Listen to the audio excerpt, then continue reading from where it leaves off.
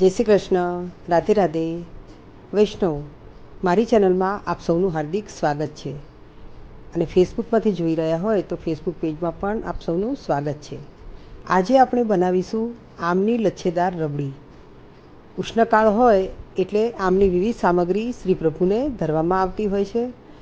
અને આ સામગ્રી ઉત્તમમાં ઉત્તમ અને નીત નવી બનાવવામાં આવે છે. તો એવી જ એક સુંદર અને સ્વાદિષ્ટ સામગ્રી બનાવીશું આમ રસની લચ્છેદાર રબડી. તો ચાલો આજની નવી રેસીપી શરૂ કરીએ.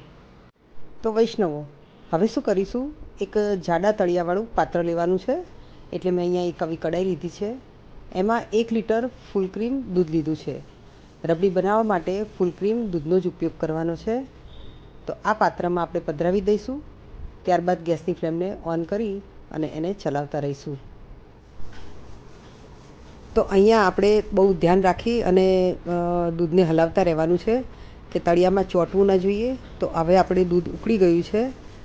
તો વૈષ્ણવ, ખૂબ જ ધ્યાન રાખવાનું કે વચ્ચે વચ્ચે તળિયામાં હલાવતા રહેવાનું અને ચોંટવું ના જોઈએ. કેમ કે જો સહેજ પણ ચોંટે તો રબડીનો ટેસ્ટ અલગ થઈ જાય. તો હવે અહીંયા આપણા દૂધ ઉપર ઉભરો આવે છે અને ઉપર મલાઈ પણ આવવા લાગી છે. તો આ મલાઈને આપણે સાઈડમાં ખસેડતા જઈશું અને કિનારી ઉપર આપણે એને ચોંટાડતા જવાનું છે. તો આવી રીતે આપણું દૂધ અડધું થાય ત્યાં સુધી 5 થી 7 ઉભરા આવશે અને દૂધને આવી રીતે સાઈડમાં આપણે કરતા જઈશું.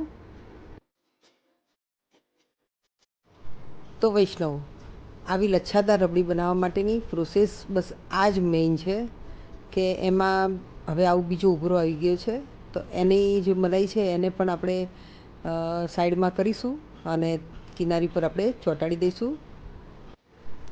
તો બસ જ્યાં સુધી 7 થી 8 ઉભરા આવે ત્યાં સુધી આ પ્રોસેસ આપણે રિપીટ એન્ડ રિપીટ કરી જવાની છે.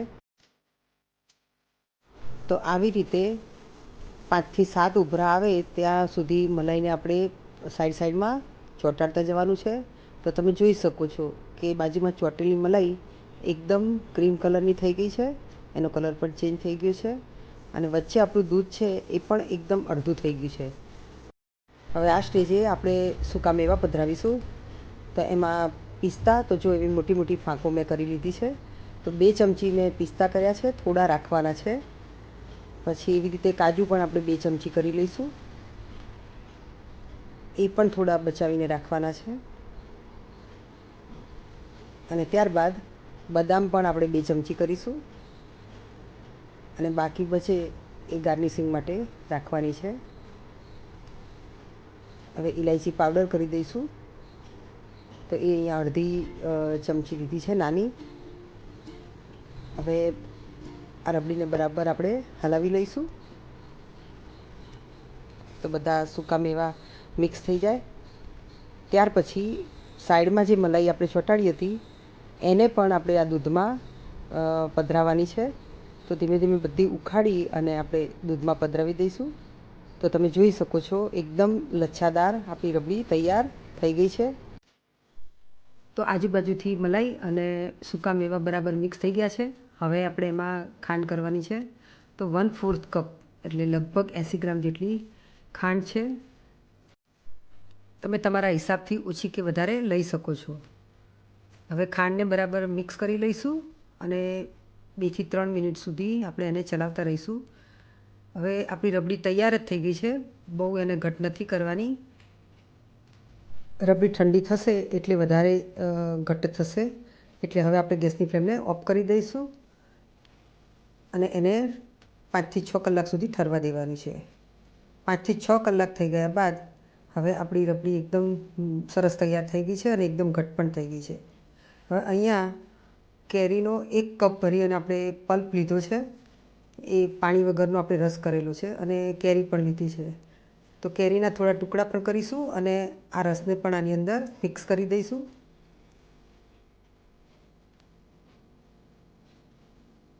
તો આ પ્રોસેસ એકદમ રબડી ઠંડી થાય પછી કરવાની છે.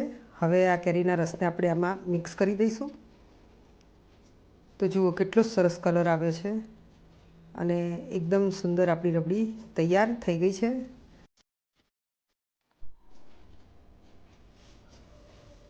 હવે અહીંયા કેરીના ટૂંક કર્યા છે, એમાંથી થોડા ટૂંક આપણે આ રબડીની અંદર પધરાવીશું, કારણ કે આખા ટૂંક અંદર કરીશું તો બહુ સરસ ટેસ્ટ લાગે છે.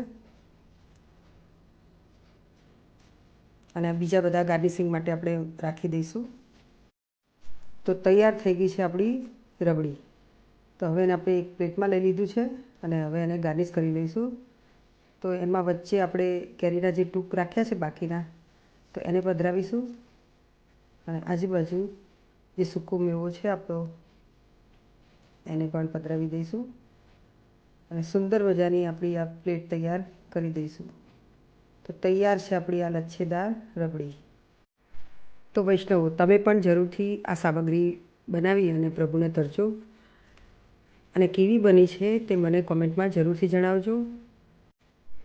રેસીપી જોયા પછી વિડીયો ગમે તો લાઈક, શેર અને સબસ્ક્રાઈબ કરજો અને બેલ આઇકન જરૂરથી પ્રેસ કરજો, જેથી મારા વિડીયોના નોટિફિકેશન તમને સૌથી પહેલાં મળી શકે.